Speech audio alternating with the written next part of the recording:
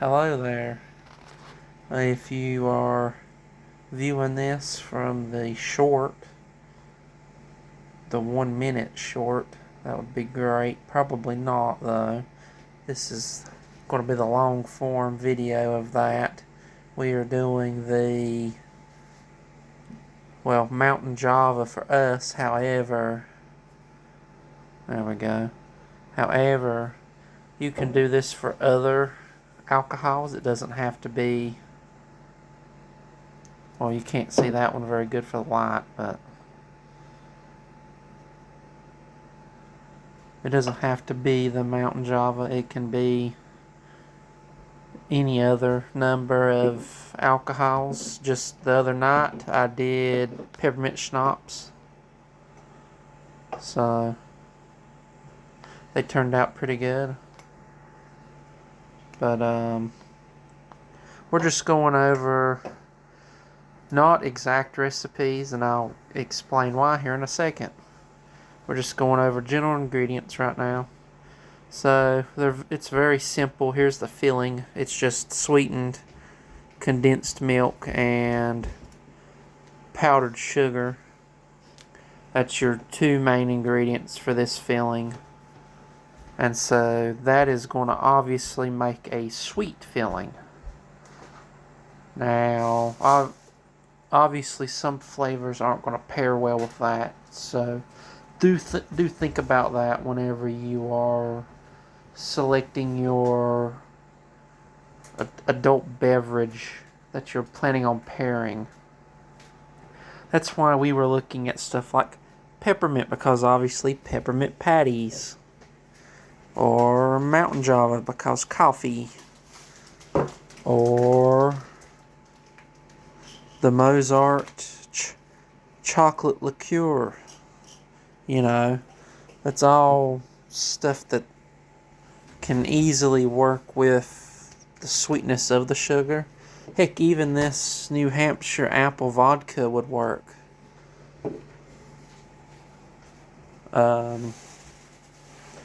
In terms of actual ingredient measurements, you can follow recipes out there, such as 3/4 cup of condensed milk, 2 cups of powdered sugar into your mixer.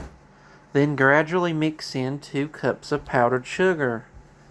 The problem with that is for making peppermint patties, and then you roll that out. And that is not for alcohol. That is just for normal peppermint patties. Everything changes once you add this liquid in. And what was once a rolling out patty has changed and has become something else. It is no longer the same old recipe. It is something else entirely. So that's why I kind of go on the fly in terms of ingredient amounts. I go to the texture of the filling.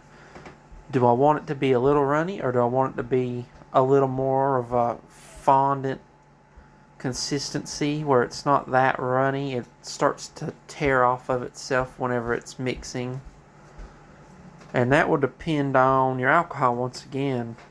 You know, do I want a candy where whenever I bite into it, it's got that little bit of a wetness to it, or do I want it to be a little bit more dry? And last thing to talk about is potency of your alcoholic candies. That's a very big thing, because we're not baking, we're not heating this up, so we're not cooking the alcohol out of this. So for an instance, this is 17.5% alcohol per volume, 35 proof. 50 milliliters. It is not being cooked out. So if we do a very small batch, it's going to be more potent than if we do a big batch. And if we do it more runny, it's going to be more potent than if we add more sugar and bulk it up and make it more fondant-y.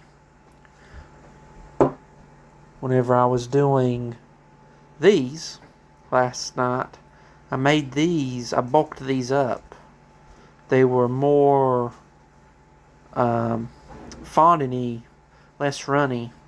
And so that way people could enjoy a few of them, not get any effects, and they could still get the taste of the peppermint schnapps. Can we grab some of that candy and show it? Okay. Now, the second thing to talk about before you even get started is, well, you got your filling ingredients. What are you doing with your filling? You need a shell. Well, there's plenty of ways to do that. There's people that dip it. There's people that roll it out. That depends on your consistency again. If you're doing it where it's runny, well, that's going to be completely different than if you're doing it where it's dry and you're rolling it out. And two, now we have access. See, I'm mom, and I've been making candy for a long time, but we now have access to what you're going to show them. Nice molds. Back when I was making candy, back whenever he was a baby, well, you just kind of made do with whatever. And there is different ways. He can tell you different ways. One is the dipping. The little cups that you put cupcakes in. The powdered sugar, putting it in the pan and making your dips and doing it that way. Many people do that for hard candy. There's just different ways. So, we use molds. Mm-hmm. I recommend molds. And think about your mold before you purchase it, because some of them are pretty. Like these are pretty, but look at the size of these. You're going to need to make a bigger batch for these than for these. And two, you look at that mold and mash on that one. There's a difference in the molds. This one's sturdier. This one's very wiggly. So, still a good mold, but like he said, you're going to have to use a lot of stuff. Ingredients. It's just something to think about. When you're picking a mold, you want to pick the mold that's right for you. And you don't want to pick a mold like what she's about to show. Well, you can use these, but at the same time, these are plastic. And two, you're going to have to grease this. That's a sucker mold. This is a sucker mold. It's got holes right here where your material can leak out. Unless you're going to put the sticks in. Then you can make the suckers out of chocolate, but not what we're doing. But we're talking about doing a filling here. Yeah. So this wouldn't work for that. So I recommend these. You can get a variety of different molds. Even Walmart's carry molds. You can get them off Amazon.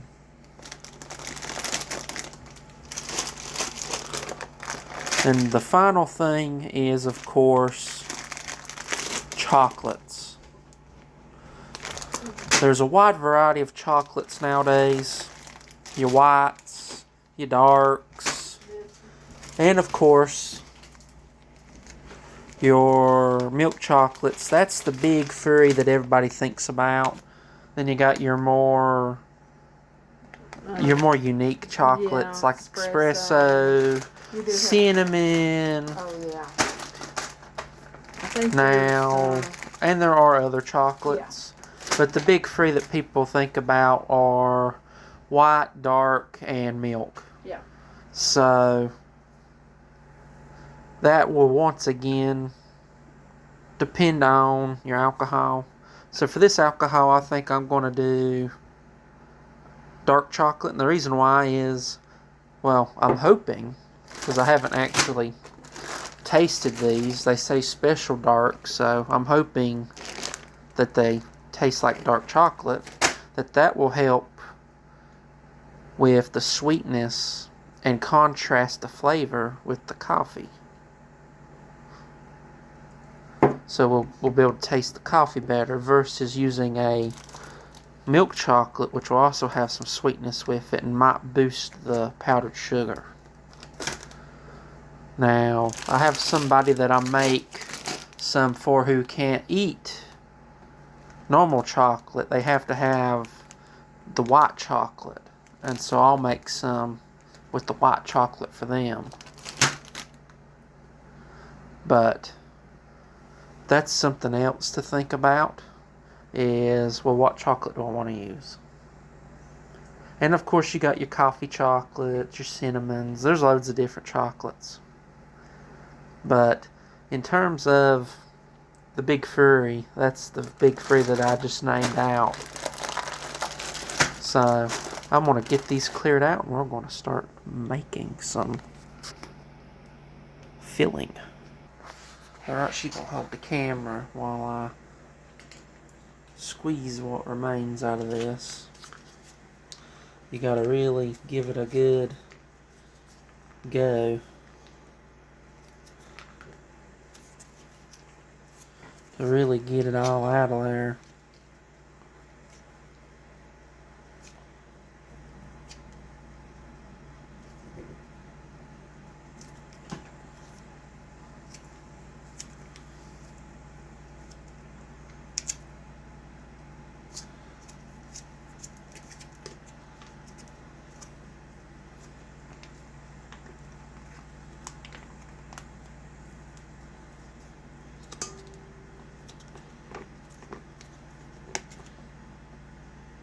We can always cut that if we need Yep. to. Yep, it actually has scissor lines there. Mm-hmm.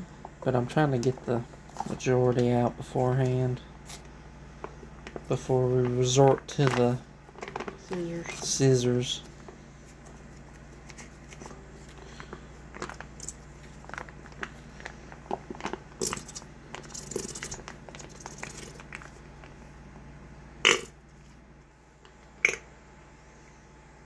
And you don't have to have a KitchenAid. You could use a normal mixer. Yeah. But the KitchenAid is Very helpful. Very, very helpful. You could possibly even do it by manhandling it. Honestly, I'm not mistaken. That's the way I used to do it. Yeah, but this is much easier.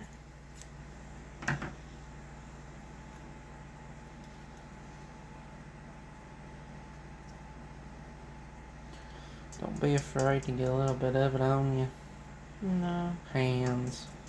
And I see I have scraped the far out of my pan. You see it in my mixing. That's why we put parchment paper down. Yeah.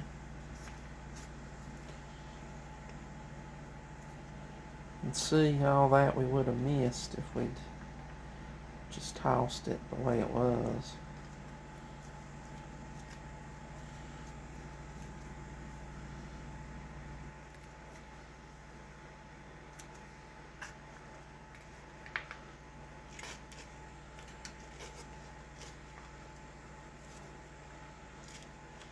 And we really enjoy, well, I really enjoy making the candies and giving them I do too. away. They're a fun thing that people enjoy. Mm-hmm. And families can do it together. You can, like I'm mom, he's the son, and this is something we enjoy. As a mother and son, we just enjoy doing this. We spend time together. And Yeah, you don't have to be a booze hound or anything to enjoy it. No. We mainly do it for other people. Yep. Because I don't really eat very much. And it's something where other people who probably don't do a lot of that, drinking, well, they might eat one or two and not feel guilty about it, especially if they're not heavy. It's like a treat, and Yep. it's Christmas time, and even if it's not Christmas time, it's still something that you can do on occasion, and people enjoy it.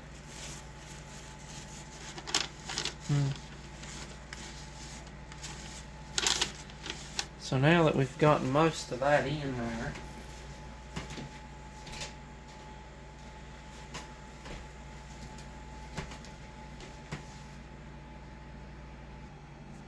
Alright, now then. Time for the sugar. Powdered sugar.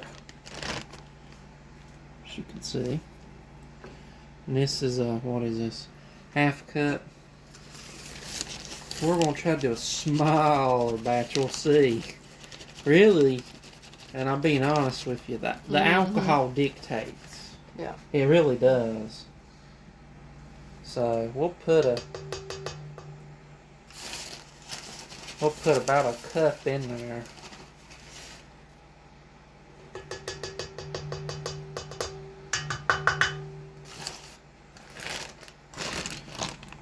So, you know, we got about a cup in there.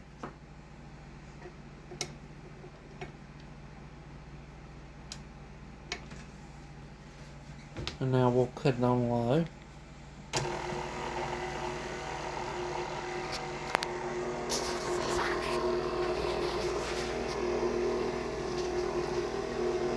You can see it's mixing pretty well.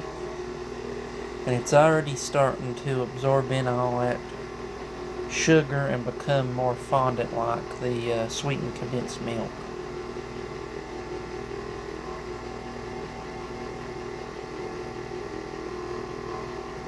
Now, as you can see, there is sugar deposits on the side of the bowl, and we may have to go in with a knife and scrape those down over time. And so now we got I don't really have a nice, good, what I would consider a non-runny consistency. So if I turn this off and I lift this, it runs. So we got to add some more sugar to this, because as soon as we add the alcohol, it's going to wet it extremely down. So there we go. And we'll see what that does. So I'm going to cut it on, and I'm going to be quiet, and we're just going to let it run. And if you enjoy the sounds of a mixer doing mixer things, you can enjoy.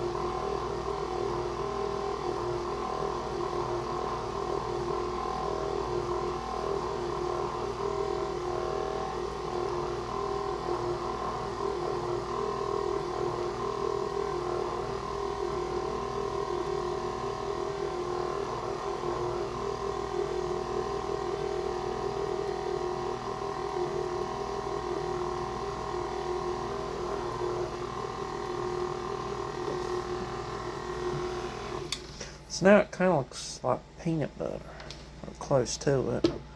Still runny though. So it looks like we're going to be making about the same amount we made the other night. So, oh well. Doesn't matter. No, none.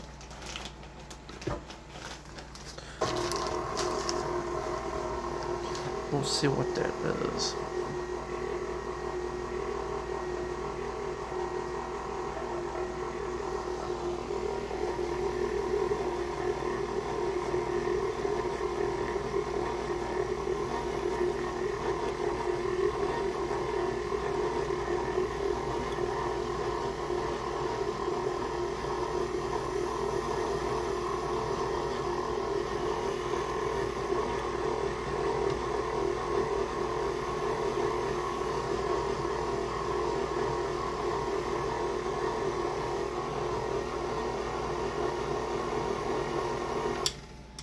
Now then, I want y'all to Look at the difference one little half cup of powdered sugar can make between the runniness of this. Alright, so I'm going to let it spin for a second just to get it up on the end here.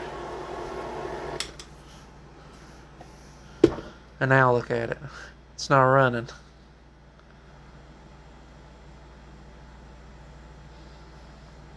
So now what we're going to do is I'm going to put it on a run. I'm going to crack this bottle of Mountain Java. I'm going to pour it in there while it's running. I'm going to let you listen to the noise this thing makes. Because the noise alone, it goes from this machine hitting this semi-hard material to a really liquid noise. Because you can just hear how runny it becomes.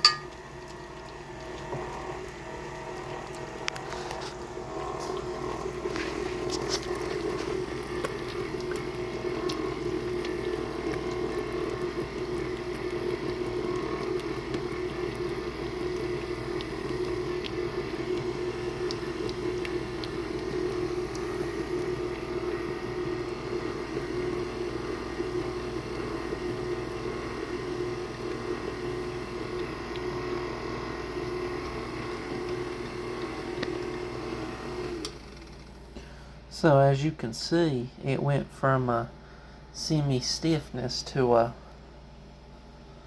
runny.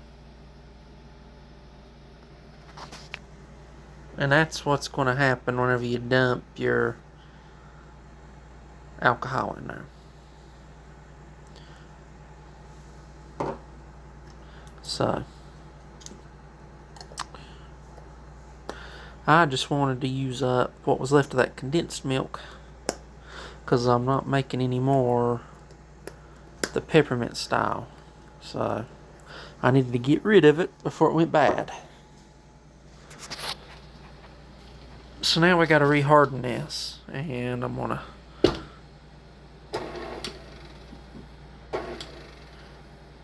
there we go. Get that mixer out of the way so I can put some more sugar in there, and we're going to harden this back up. There we go. $1. Yep. If you'll put another one in there, a half. Half of it. Yep, 1.5. Because it's real runny, and this sort of at least get us to a good state in terms of a real good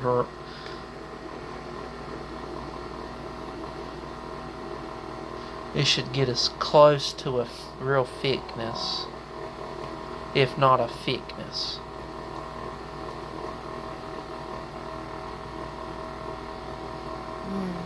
Might need some more. Because see, it's already looking thicker than it was.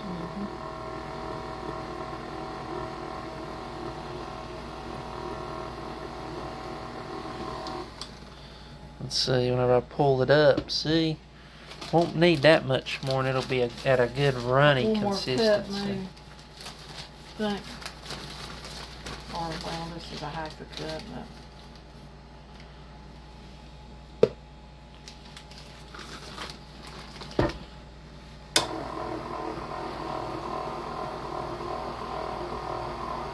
And that might even take us into the semi-solid state.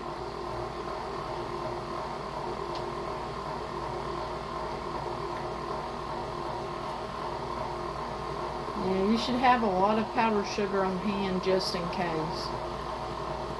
You just never know, do you?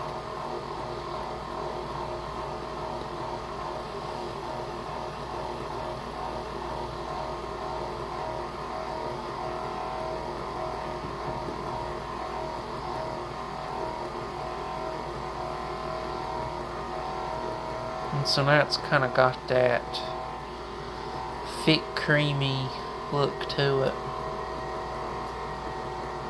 Don't it? Yeah. Pull it up and We'll see how quickly it moves. Yeah. See, it moves pretty. Still a little bit runny. But it's getting there. Yeah, a little bit more, and it'll be close to there. One more. Half of a. Yeah. Yeah, you see why we don't have a definitive. Yeah. Because the alcohol decides. And it too, honestly, it seems like it's different with different alcohols. For some reason, but it does. And I'm hoping to get it semi-runny, not super runny, but where it kind of, you bite into it, it pulls a little tiny bit, you know. But it's not like a taffy. Not like a taffy. More like a kind of like a Milky Way. Patty. Like a Milky Way. Yeah, Milky Way. Nice and creamy.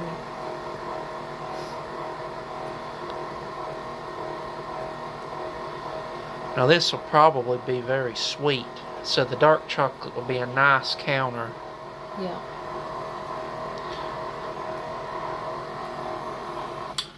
Okay, let's see where we're at. Because see, now we're at that slow. See, it's slowly moving. So I'd say we're at a good. You see it? Right? You see how it's slowly moving? Mm-hmm. So I think that'll be pretty good. Okay. Because they bite into it, it'll slowly move out. Yeah. You know? It's not going to really quickly move out, you know?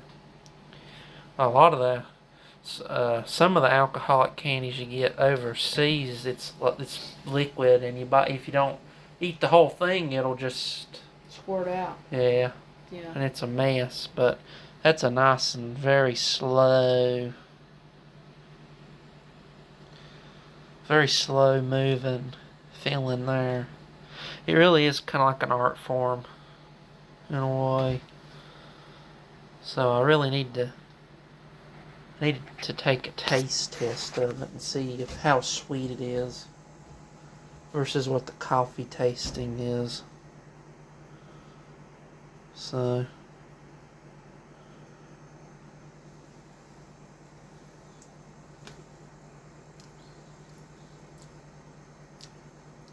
that tastes like coffee. Well, that's what it's Java. Wow. Java. So Okay. That's good. That's stronger than I thought it was going to be. I will not lie. Java is. That should do good with the Yeah, dark. that is not nearly as sweet as I thought it was going to be. How much sugar we popped into it because of the sweetened condensed milk, that is stronger. You want to taste test it? Yeah. That's strong.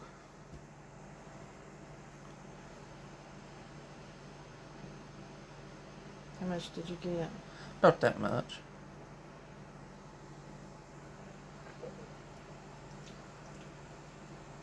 Nice strong coffee. That's strong.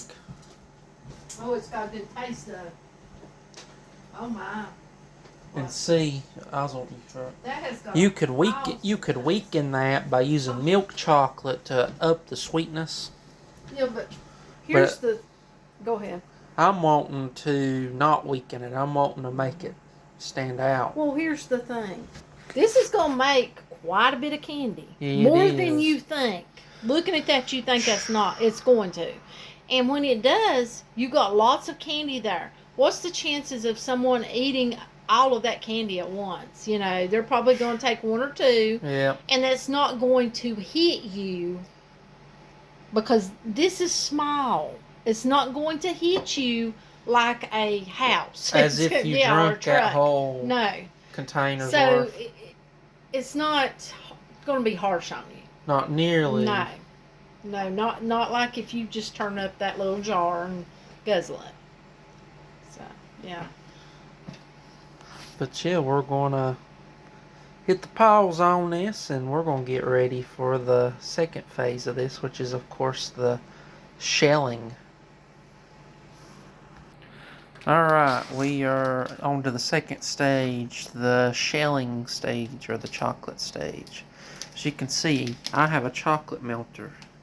You can use a double broiler or other methods, but I like the chocolate melter. She's putting the white chocolate in there. Now, the chocolate melter is nice because it is a, well, as I said, a chocolate melter. It's got a nice silicone pot that's easy to wash out. One thing I will note is, especially on the cheaper chocolates, the white chocolate is what I'm referring to. It's got two settings, low and high. Watch putting it on high, you will burn your white chocolate. I have it on low right now, and I tend to keep it on low, especially with white chocolate. I turned it up on high with the milk chocolate just to melt it, just to get it melted. Then I cut it down on low. So do you want me to tell them? Mm-hmm. Okay. Whenever I'm using this, I don't do it. But when I'm using... It depends on what the application. Hand that over here. When I'm using the milk chocolate or the dark chocolate or such, you can put a little bit of coconut oil in if you want to. I don't, but you can. Some people use paraffin. I like to use just a little bit of beeswax. Clean Beeswax. Clean, it's edible, as they call it. You don't want nothing nasty. So I would just shave that a little bit in there. It's according to how much you put. I don't put... Why don't you tell them what it does to it? What it does is it's going to, for one, give you a harder chocolate. For two, it's going to give you a gloss. Now, like I said, you can use the coconut. But with the coconut, I found, I got that gloss, but I did not get the harder chocolate. And especially if you're doing such as, what's the ones with liquid in them? Cherries. Oh, yeah. We did some Moonshine cherries, and they like to leak. They have the liquid in them. So that beeswax will help harden up your chocolate. Now, one thing I will say is with the cheaper chocolate, I would put, I had to put oil in it, not because of any hardness, but because it would actually harden up in the chocolate melter, and in order to get it to smoothen back out, I had to put oil into it because it was the cheap brand of chocolate. So honestly, if you can avoid using the cheap brand, or if you just know from experience that it's not going to do that. Yeah, because that he's talking about done it to me, and I was like, nope, that's it for me. No more. He said, well, Mom, I told you I had to put oil in it. And I'm like, well, that's done. And as far as I'm concerned, if I don't got to buy it, I ain't going to buy it. But if you're thinking of making any of these and you're thinking of shipping them out, you're probably going to want to put beeswax in it to help harden up the chocolate for the ride. It's according, if it's cold, like I said, you should be fine unless you're doing something such as cherries or anything that's going to have a goo or a liquidy type feeling. Because they're, that's, if it melts, that's going to come out and you're going to have a mess.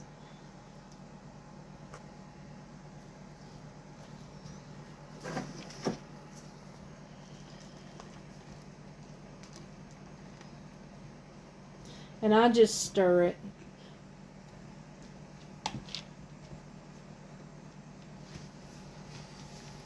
It takes a little bit, but like he said, high is not this chocolate's friend at all.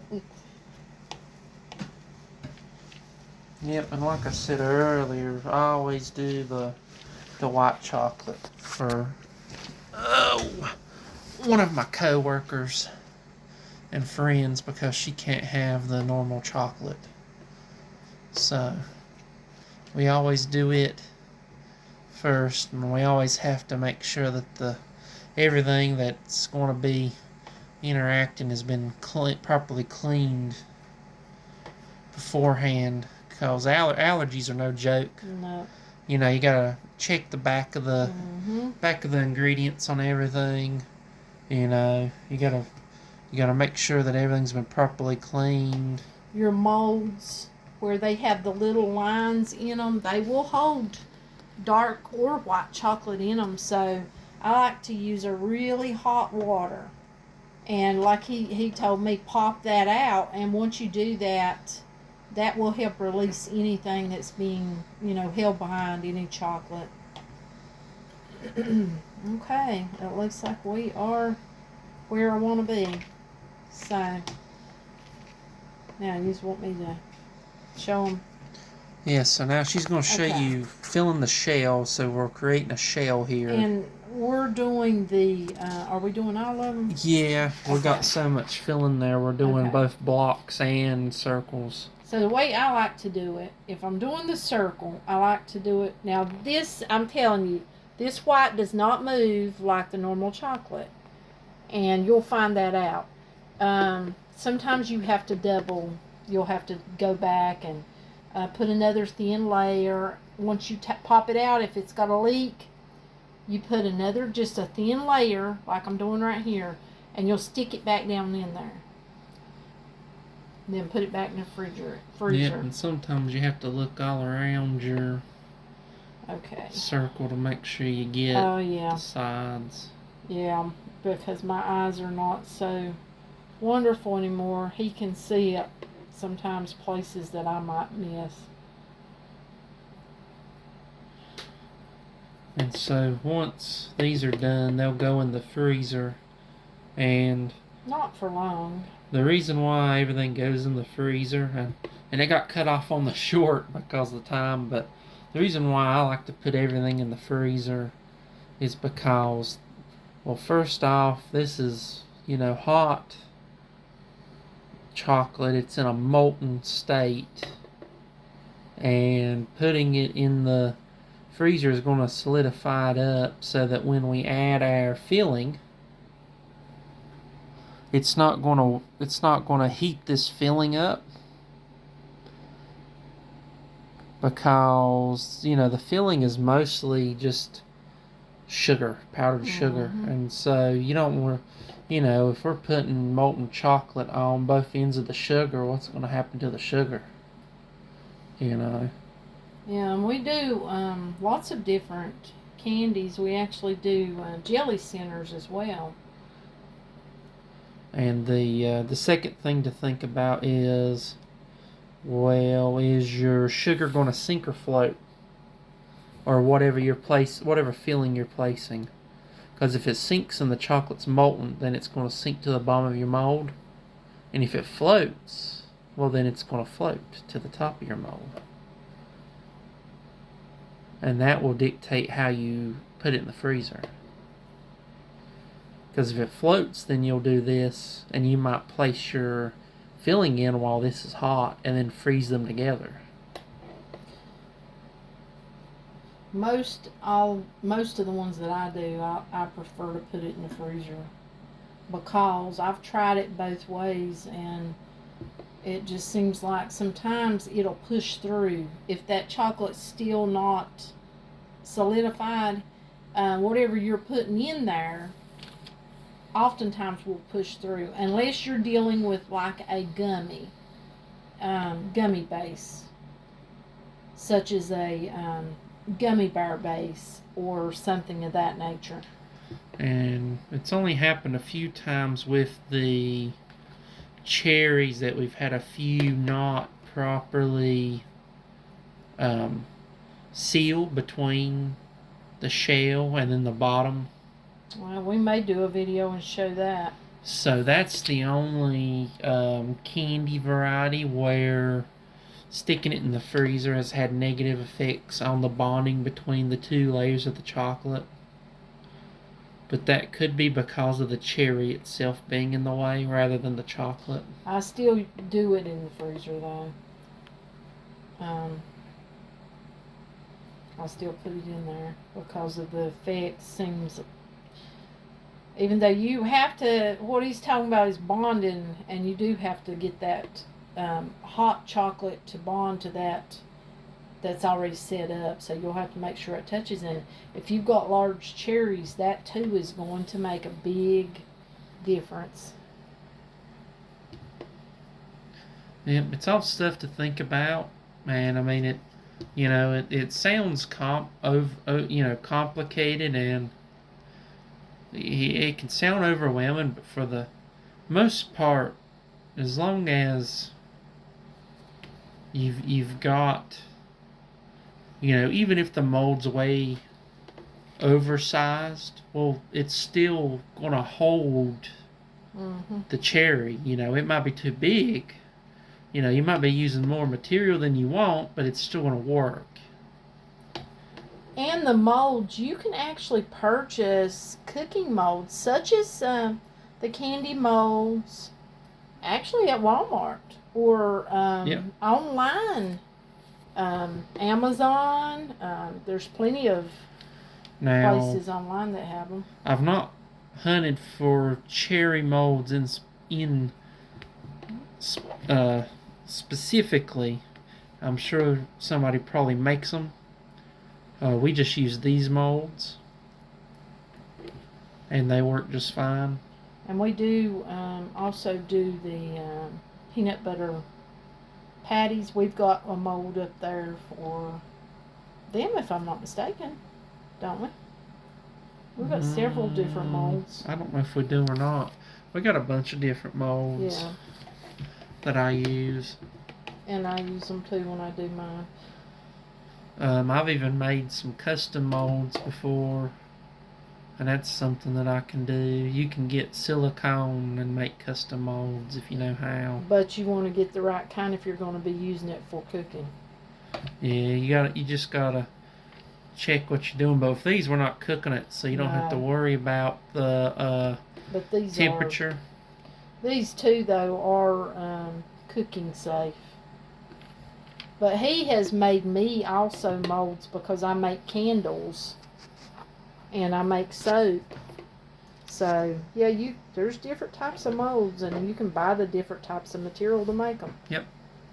So you can get what you need for cooking. Okay, there you go. If you want to look it over, make sure I got it. So as you can see, she's gotten it nice and filled in. And I will place that in the freezer. Yep. So. And we do have the filling covered up. The only reason why I cover it up is I find that it starts to dry out over time, and I don't want dry filling, so I just put some cling wrap on there to try to keep it as non-dry as possible, because I am not pre-doing the chocolate while mixing up the actual filling. We're doing that afterwards, so it's not ready to go as soon as the mixture is done.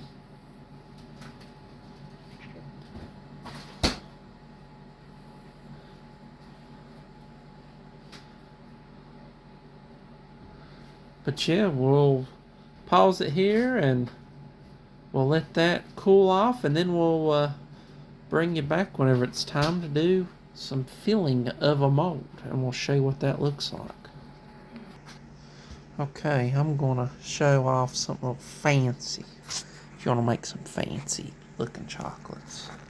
So she's got the camera, and we got the white chocolate in here. And so let's say you wanted to do a multicolored looking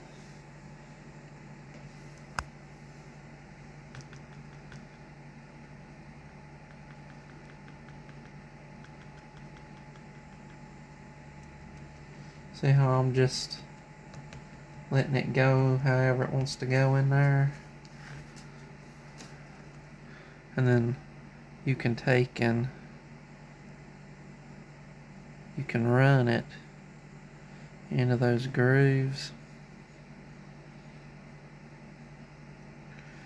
Because this mold has the grooves real good. You can take and scrape it out of those grooves into another mold.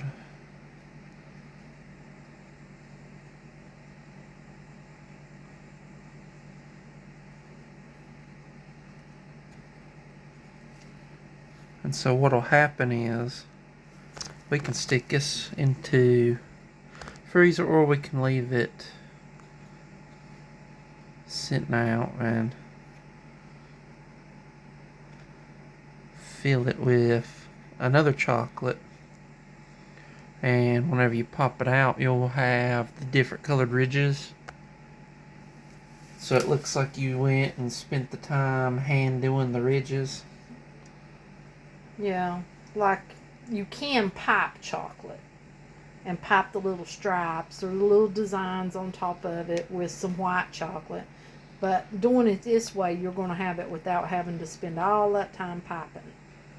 And you see how he's doing it? He's basically forcing that chocolate to go into those cracks, those crevices where it's got design inside of those little cavities. And then I'm just scraping the mold. The excess off. And basically. so it works great on these round ones because they're designed like that. So it really depends on your mold. But another thing you can do is you can get your chocolate really hot where it's really melty, or you can just get a bunch of it on there. There's not a whole lot in here to do it, but and you can just let it drip, and you can do it that way and get little spazzes that'll stand out.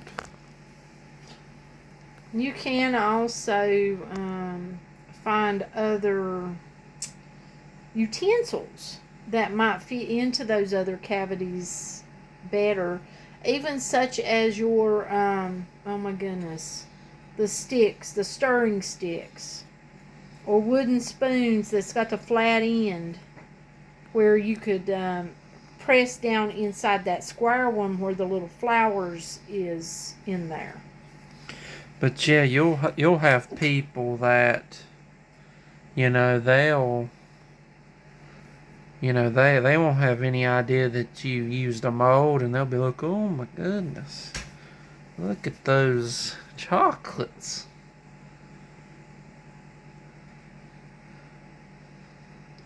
But in reality, you just used a mold like most normal people do, and you didn't even pop them by hand. And see, the chocolate's cooling down naturally in the mold.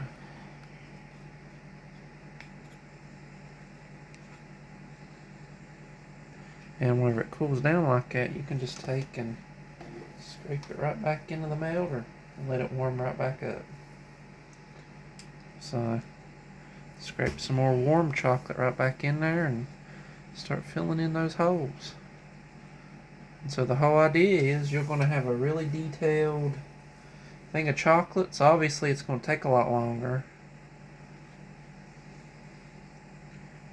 But everybody's going to really think that you sat there and popped the detail on those chocolates or drizzled the detail onto them.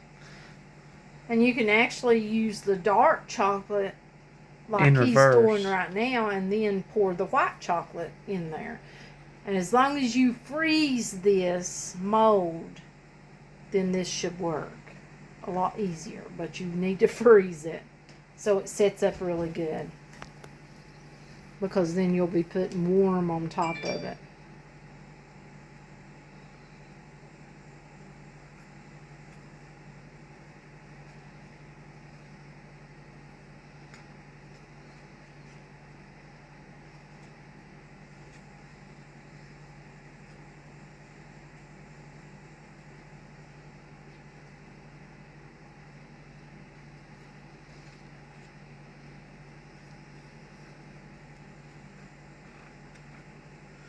But yeah, people will really think that you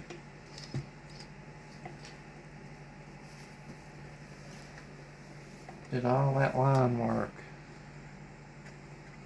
You can also use, such as like the cake decorating, little beads and the little pearls, sugar pearls, or such as that. You can also use that. You can also take candy canes or hard candy. Well, you can buy it already broke up, but you can actually break that up yourself and use that too to decorate. Put a little bit down in your mold. That's one way of doing it too. Even the really hefty salt, a little bit of that too. It's just according to what you're, especially I guess according to what liquor you're using in it.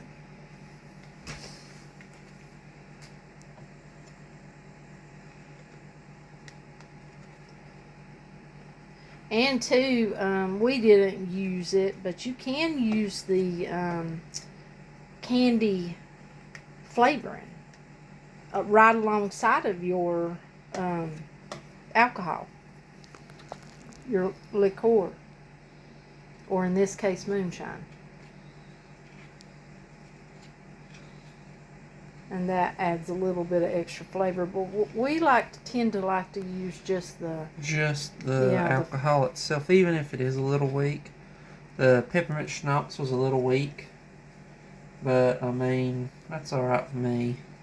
Well, sometimes when you use that candy flavor, and it's going to make it really You're strong. not going to taste alcohol. Yeah, and it makes it strong, sometimes too strong. Was there really any point in putting the alcohol in here?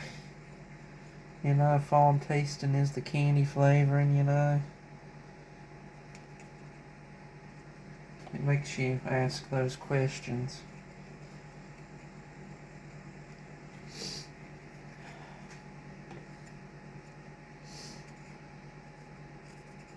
Well, looks like you got them pretty good. So yeah, as you can see, for the most part. Yep. And as this chocolate dries, it becomes a lot more easier to just scrape it off the sides. And it'll stay in the cracks a lot better. Just letting it dry to room temperature. So. Yep.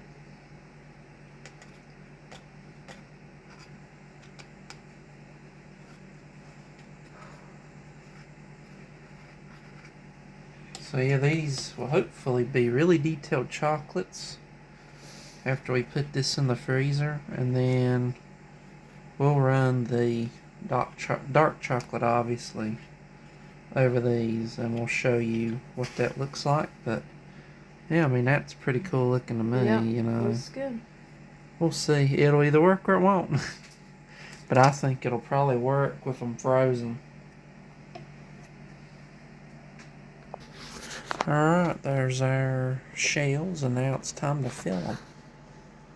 I'm going to pass the camera on and uncover the filling. There.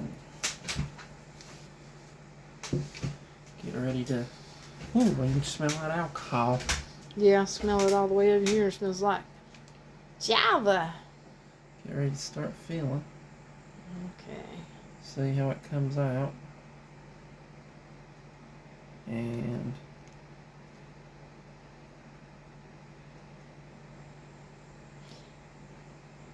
everybody does that a little bit differently.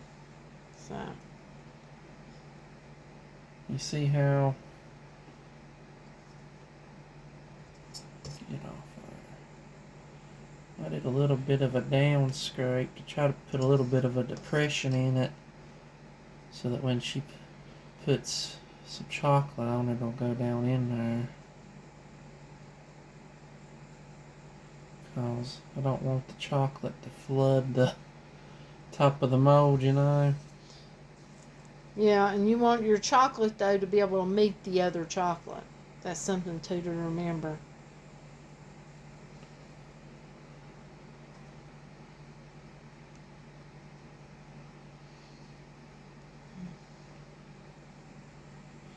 But it likes to stick. Yeah. Sometimes it's according to the texture of that.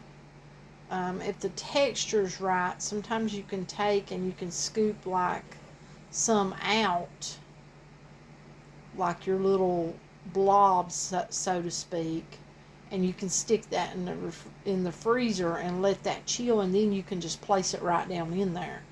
But you've got to have that consistency. And then, like he said in the beginning, you can make it thick enough to roll it out. But then you're going to have a lot more sugar and a lot less alcohol taste.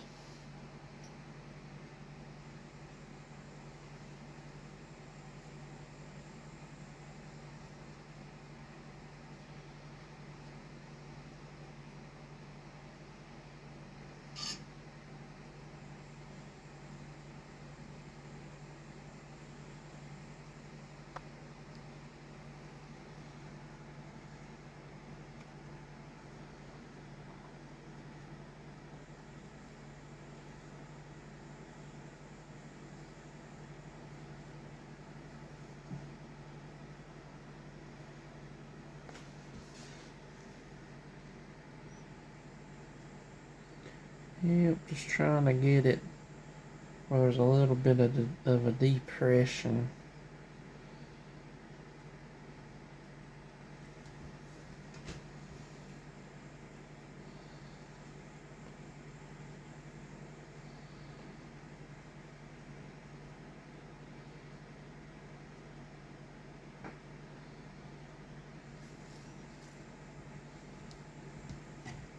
But boy, is it sticky.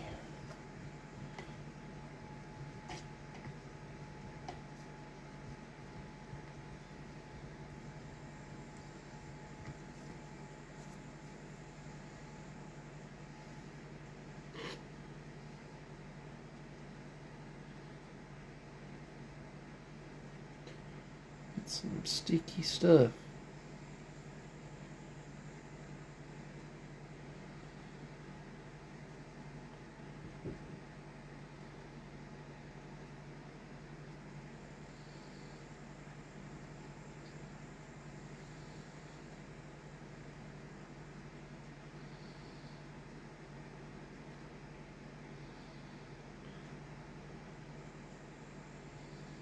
So with it being this liquidy, I would stick it in the freezer and let it, see if we can get it to harden up a little bit.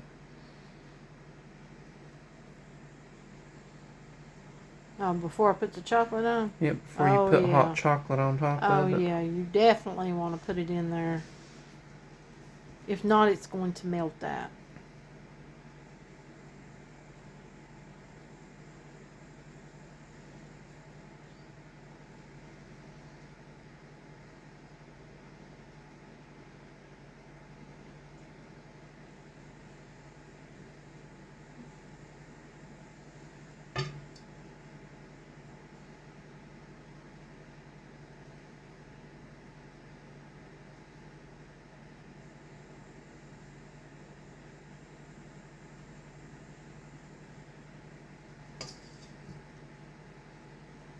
Okay. So, as you can see, there it is.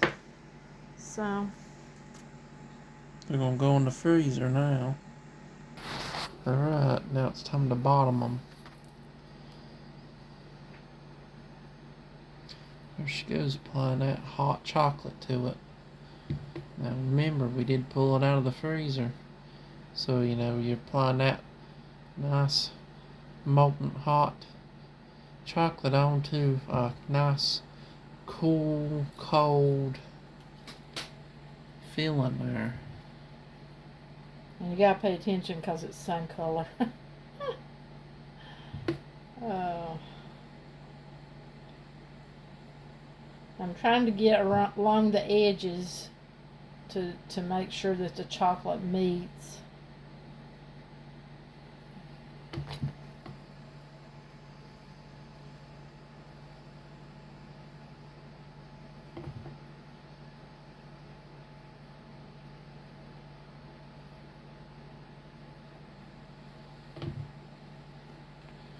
So yeah, I guess I'll show y'all some of the finished product out of the mold. Alright, here it is. It's time to pop them out. Okay, I like to pull it a little bit. You can hear it separating. You gotta watch, sometimes they fly. Yeah, they will if you don't hold them on. That's perfect. See there? No cracks. It's got a little bit of flashing, but that's easy to remove off of it. Yeah, well, if you want to remove it. I prefer to just leave it alone. This Makes it round look edge. more homemade. Yeah. Yeah, you don't want it to look like you went and store-bought it. You want them to know that you put some heart into it. You know, you didn't just go buy it. You actually, and you can break it off, but, you know, look at that. Ain't that pretty? See, there's what those look like. Beautiful. They've turned out good. I don't see any leakage. Oh, there you go. There you go. There's what can happen. Now, I can fix that, though. I will fix that. I'll show you. That's the layer separation. Yeah, and it'll and happen. Part of that is where you can prevent that by really pulling on those molds. She's not really pulling on them a whole lot to really separate it from the mold good. I really pull on the molds, but it does wear your molds out quicker to do them like that. Okay. And that hole doesn't go all the way through. See there? But you want to look for stuff like that. That one should be fine.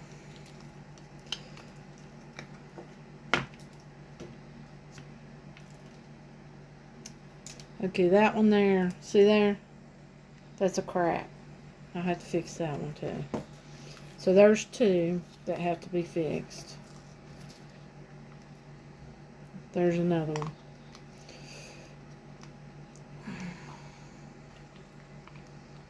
They're a little hard to get them out too.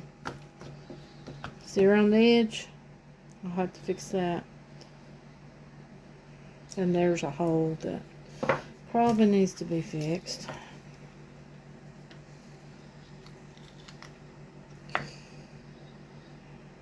There too. I mean, you can leave it if you're just going to be eating them, you know, yourself. But if you're going to be giving them away, you want to fix those cracks and crevices. Let's see here. Okay. Now, oh my goodness. Not sure if I'm going to have to, he'll have to bring you back. I'm going to have to milk. Okay, here they are, and these look a bit different, as you can tell, and yes, we have red and green there. How do we do that? Well, when you're dealing with the white chocolate, you can use a drop of food coloring. Don't use too much, or it will get, you know, dried up really quick. And then you can just smear that in your mold. I was actually correct. Just a nice cooking stick works for the bottom of that square mold, and then a butter knife works really well for the round mold. And so, there's the white ones, as you can see. Yeah. So there they are. Yep, they look wonderful. I think they look very festive for the season, and somebody will think that you've put in a master level worth of work, and you just used a mold. Thanks for watching if you made it this far. Maybe we'll do some more if anybody's interested. There's always other stuff to cover. You know, like Ole Smoky pineapple chunks. You know, we did some green apple vodka caramel bites earlier. Yep, we did the cherries. So there's loads of different stuff to cover. But thanks for watching. Hope you enjoyed, and see you on the next video or short.